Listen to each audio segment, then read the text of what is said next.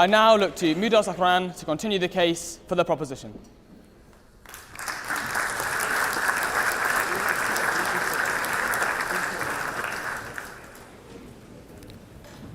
بسم الله الرحمن الرحيم والصلاة والسلام على رسول الله محمد وعلى كافة الأنبياء.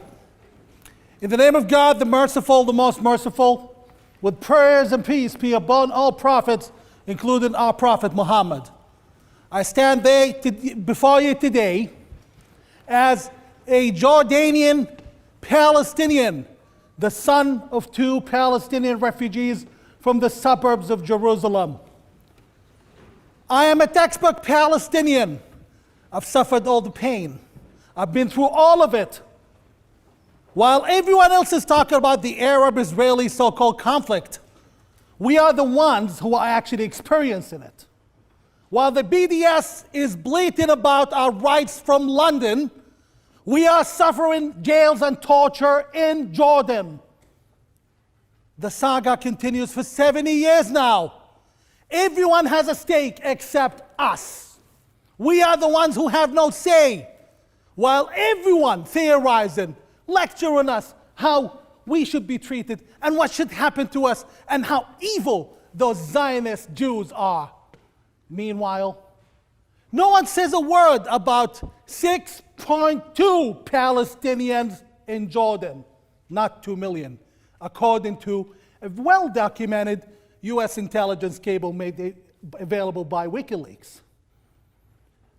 There was a country called Palestine. That country was the leftover British creation of the leftovers of the Ottoman Empire. The country stretched from the Mediterranean to the borders of Iraq, including what's today called Jordan, my country. Jews were our neighbors in Hebron. My late grandfather told me about his neighbor, Khawaja Kakum, a Jewish rabbi who, believe it or not, used to do Sharia law judgment for the Muslims in my town. We never had a problem with the Jews in Palestine before the colonial Britons had other ideas about how they should separate us. And then the United Nations, one of the most dysfunctional organizations in human history, decided to separate the land. Jews are our brothers and sisters and neighbors. They have always been. Where does our oppression come from? Let's talk about my country, Jordan. The ruler of my country is a man called Abdullah, Abe, as his friends call him. Half Briton, raised in Surrey, doesn't speak the Arabic language, and he suddenly became king after his father died. Sounds typical, sounds familiar actually.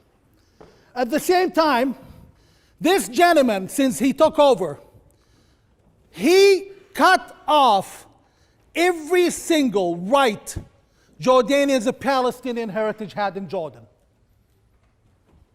Jordan is not a host country. Jordan is a part of our country. Jordan is 78% to Palestine. Jordan is our country.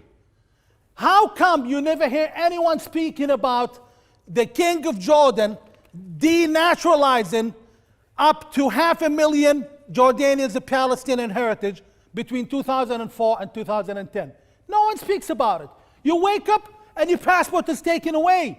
It's your country. Imagine if you were born in Bedfordshire and you wake up and you no longer have a citizenship. You're no longer British. You're no longer entitled to anything.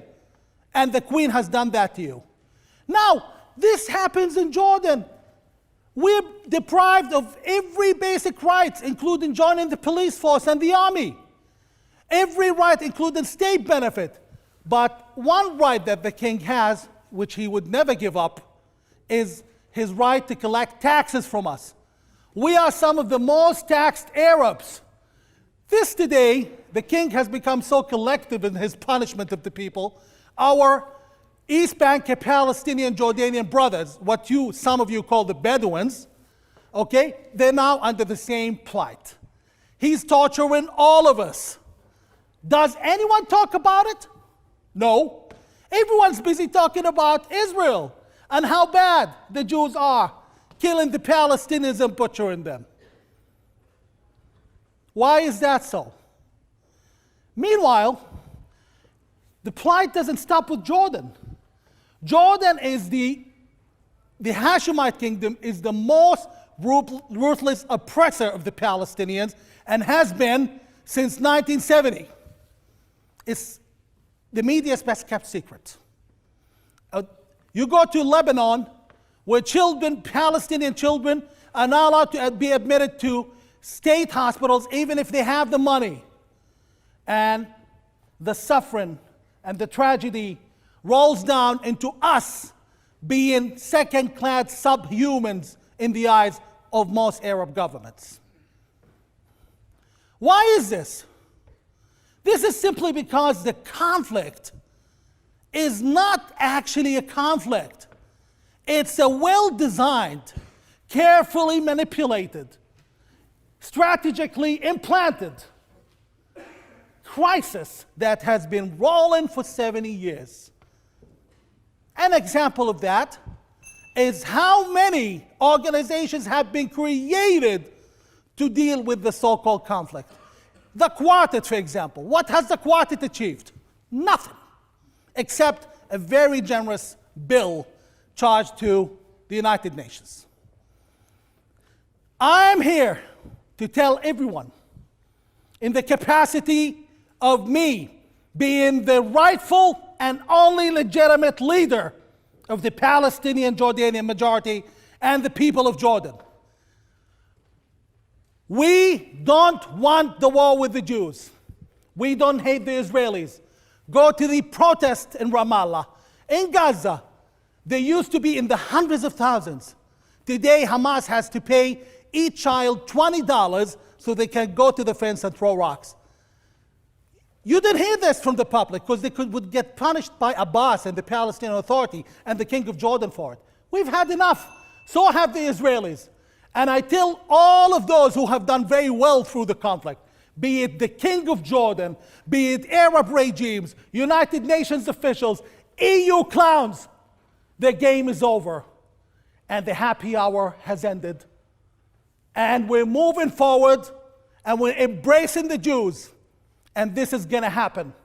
And don't cry about Trump not giving aid to the Palestinian Authority. We don't get any of that money. In fact, I would like to thank Trump for that. And I'm going to say this in Arabic, English, and Hebrew. Am Israel Chai, Am Yardan Chai. Long live the state of Jordan. Long live the state of Israel. عاشت أمة إسرائيل، عاشت الأمة الأردنية الفلسطينية. Thank you.